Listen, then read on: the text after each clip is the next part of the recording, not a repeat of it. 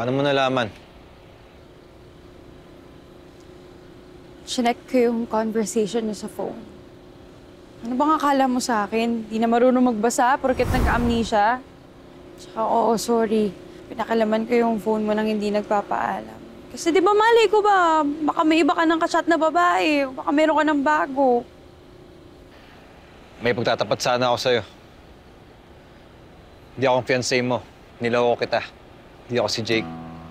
Nung araw na magkita tayo, nagpanggap ako na mag-a-apply ng driver mo para kidnapin ka. Kaya singhot kita ng pampatulog tapos sinakay sa van. Kaso, nagising ka tapos nagpumilit kang pumiglas. Kaya muntik tayo mabangga. Nagpreno ng malakas si Boss Benjo. Nauntog yung ulo mo sa kung saan kaya nawalan ka ng malay. Konsensya ako. Inuwi kita sa bahay kaso pagising mo wala ka nang maalala. Hindi mo kitang gustong lokohin eh. Pero ewan ko ba, nag-halo-halo na. Nagandahan ako sa'yo. Naawa, tsaka dala ng matinding pangangailangan ng pera. Umabot ako sa nagkunyari na ako yung fiancé mo. Pero ito ngayon, itong nararamdaman ko, totoo na to. Mahal na kita. Pero alam ko naman na malabang magustuhan mo ako eh. Layo-layo ng estado ko sa'yo. Tsaka, mas lalong di mo ako makapatawad. Sorry, Angel. Rodolfo Veneracion! Popoy for short!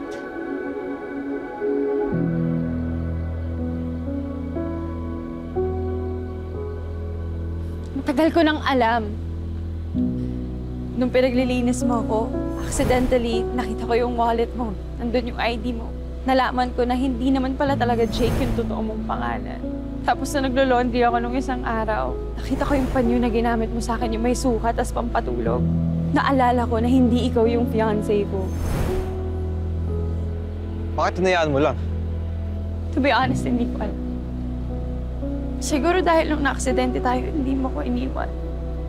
Nung sinabi mo sa akin na hindi ka naaalis, tapos hindi mo na ako iiwan, alam ko namang imbento mo lang yung kwentong yun, gawa-gawa mo lang. Pero pinanghawakan ko. Pinaniwalaan ko yun.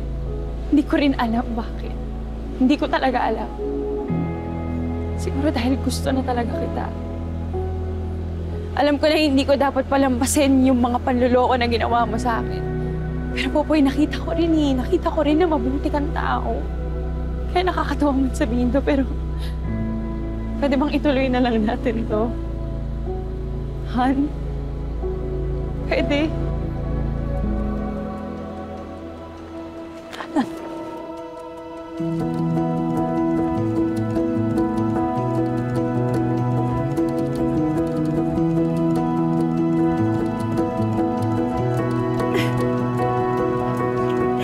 Saglit. Sige, diretso lang. Ha? Malapit na. Dito na Bakit tayo. may patubig? Okay. Nasaan na? Dito lang ako. Surprise!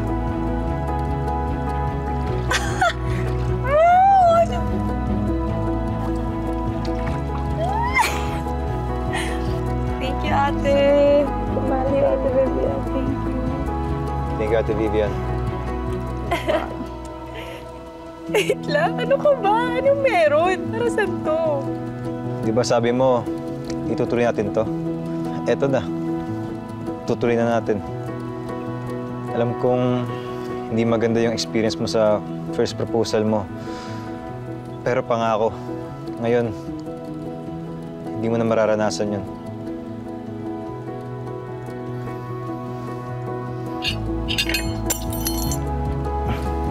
Bakit na? Hindi, yung tinidor. Kailangan mo ba ng tulong? Hindi ako na.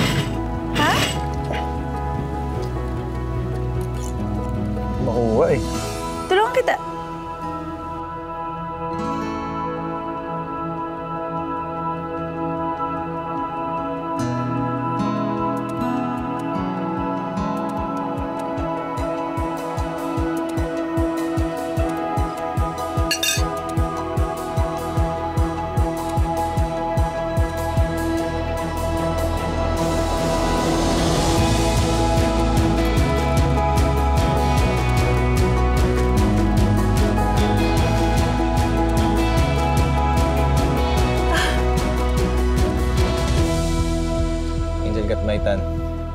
Will you marry me? Promise, hindi kita iiwan. Pexman! Yes! Yes? Yes Yes? na yes! Oo!